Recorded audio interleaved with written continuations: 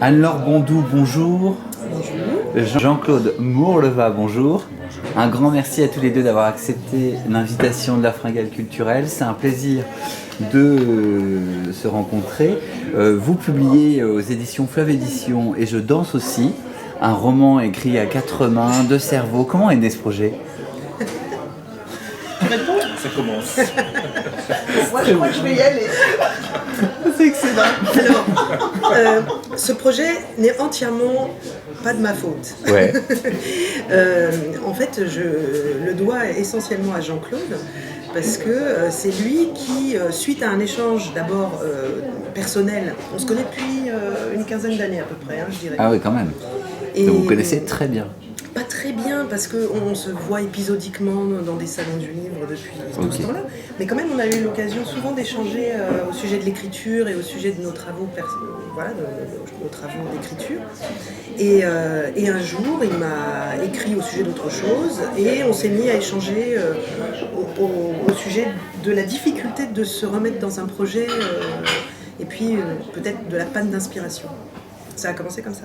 Ce qui était le cas pour moi. J'étais dans le creux un peu littéraire, alors qu'Anne-Laure était en train de commencer l'écriture de son livre. Mais je l'ai tout de même sollicité pour ce projet d'écriture. À 80, c'est quelque chose que je voulais faire depuis très longtemps, mais l'occasion ne s'était pas présentée, la personne... Il faut trouver le bon partenaire. Oui, et puis là, bingo quand même avec Anne-Laure. Oui, mais sauf que moi, au départ, j'étais... j'entrevoyais pas du tout un projet de longue haleine. J'étais plutôt partie sur l'idée qu'on allait s'amuser un peu, histoire de te remettre en selle pour que tu puisses écrire un roman comme d'habitude, tout seul. Donc moi, je m'amusais un petit peu comme ça, tandis que lui avait des idées derrière la tête. Dans mon esprit, c'était aussi un jeu, mais peut-être avec une petite idée derrière la tête. De toute façon, votre roman, au départ, ça part d'un jeu quand même, parce que c'est un roman épistolaire, échange de mails. Est-ce que ça a commencé comme ça pour vous ? Oui. Le principe, c'est, on s'est mis d'accord. Comme vos personnages. Sur l'échange de mails. Il n'y avait aucun sujet défini.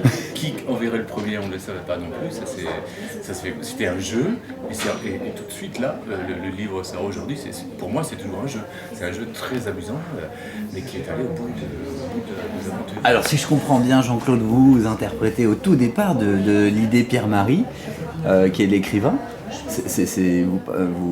Quand vous échangez les mails, vous partez sur ce personnage-là et vous sur Adeline. Alors non, moi, pas du tout. Il m'a nommé, alors, cela dit, tu n'as fait que me nommer. C'est-à-dire qu'il a écrit le premier message en disant que lui-même, il s'est metté dans la peau de l'écrivain. Et moi, il me nommait simplement, en me disant, vous m'avez envoyé une enveloppe. Cette fameuse enveloppe, on ne savait pas ce qu'elle contenait, ni lui ni moi. Et donc moi j'étais Adeline, mais j'étais pas plus que ça au départ. Moi j'ai distribué les deux personnages en fait. Je me suis attribué celui de l'écrivain en panne et j'ai proposé à Anne-Laure le rôle de la lectrice qui envoie, croit-il, un manuscrit. Or moi j'avais pas envie que mon personnage ait envoyé un manuscrit. Peut-être qu'au début tu pensais que c'était réellement un manuscrit dans cette enveloppe. Donc pour ménager le suspense, c'est peut-être ou pas un manuscrit. Alors pour moi ça devait pas être un manuscrit, mais dans l'histoire. J'en avais aucune idée. Simplement, on a reculé nos personnages et je pense nous-mêmes, en tant qu'écrivains, avons chacun reculé le moment de l'ouverture fatidique de cette enveloppe pour laisser le temps aux personnages quand même de s'élaborer, de se construire. Et puis jusqu'au moment où il faut l'ouvrir cette enveloppe. Et là, ni lui ni moi, ni toi ni moi, n'avions la même idée sur ce qu'elle contenait. Alors, ce qu'il faut dire, c'est que Anne-Laure, comme moi, ne fait pas, tu me diras si c'est faux, de plan ni de scénario quand elle écrit un roman. Moi non plus, j'en ai écrit 14. Pendant celui-ci, je n'ai jamais fait de plan. Mais bon, quand on est seul avec soi-même, c'est déjà compliqué de ne pas faire de plan et d'avancer l'histoire comme là où elle veut bien nous mener. Et là, ça se compliquait de l'imaginaire de l'autre. Donc c'était doublement acrobatique et doublement drôle aussi et excitant. En fait. Ça se compliquait ou parfois ça se simplifiait. Parce que, alors pour ma part, j'ai apprécié ce dialogue parce que quand on est seul, on discute qu'avec soi-même, alors qu'à deux, évidemment, il y a un vrai partenaire. Alors le livre commence comme ça, avec l'échange entre Pierre-Marie, romancier à succès, et Adeline, fidèle lectrice qui, soi-disant, lui proposerait un manuscrit ou pas. Enfin, en tout cas, il y a une enveloppe avec un contenu mystérieux qu'on découvre au fil de la lecture. Et de là, après, il va y avoir aussi d'autres échanges avec d'autres personnages secondaires. Et c'est ce que je disais en off, Anne-Laure, c'est que ça a amené une dynamique très comédie, là, pour le coup, qui est très agréable. Alors, le premier personnage qui s'ajoute au duo Pierre-Marie Soto, Adeline Darmenand, écrivain, lectrice, c'est Max. Et celui-ci, c'est moi qui l'ai apporté. Ouais. Mais sans prévenir. Sans prévenir, ouais, Anne-Laure était un petit peu surprise, mais bon.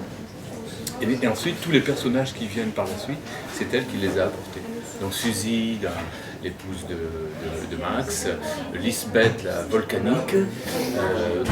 Donc moi je doutais quand elle l'a apporté, j'ai dit qu'est-ce que je vais faire de ça.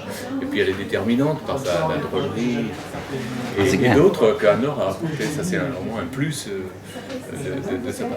Alors, quand on lit votre bouquin, il y a un truc qui marche super bien, c'est qu'on ne peut pas le lâcher parce que c'est bourré de rebondissements au fur et à mesure des échanges. Et je trouve que c'était un peu le risque de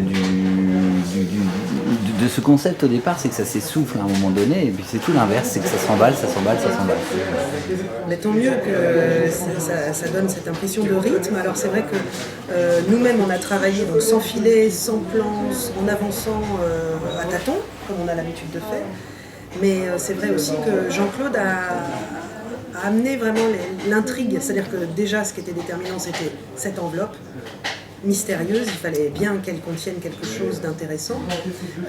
Donc là, il a fallu qu'on se creuse la tête, mais on ne s'est pas concerté. C'est-à-dire qu'à un moment donné, il y a un message où Adeline dit « il va falloir ouvrir l'enveloppe ». Et moi, j'avais élaboré des hypothèses, mais j'ai laissé Jean-Claude, enfin le personnage de Jean-Claude, l'ouvrir. Et ça n'a pas été dans mon sens. Donc il a fallu après que je fasse avec ce qu'il y avait dans son enveloppe et qui n'était pas forcément ce qu'il y avait dans la lettre.